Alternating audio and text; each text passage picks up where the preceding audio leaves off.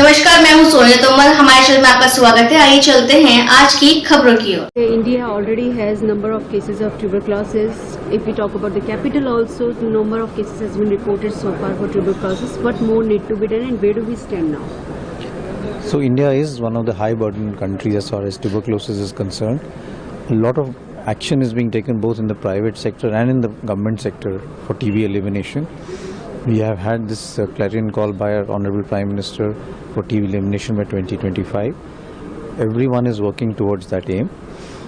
There are a number of things that one needs to do. One is from the research section. One is looking at more and more point of care tests, rapid diagnosis, TB vaccine. A lot of trials have been done on TB vaccines, so hopefully we should have a good TB vaccine in the coming years.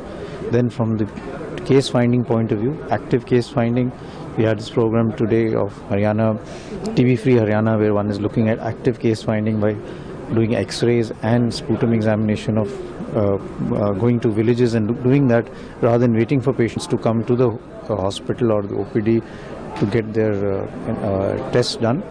So active case finding.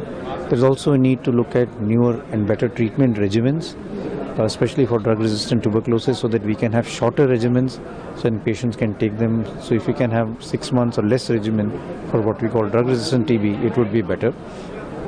Then of course we also need to look at what we call latent tuberculosis and how can we also eliminate or decrease the burden of latent tuberculosis. There has to be community participation, there has to be public participation, private participation, and a team effort is required both in urban and rural areas. We also have to reach out to the high risk groups. You mentioned Delhi. So the slum areas in Delhi, the homeless people, people who are living in crowded places, all of them have high burden of tuberculosis and the disease spreads also very rapidly there. So focus in these high risk pockets also needs to be done.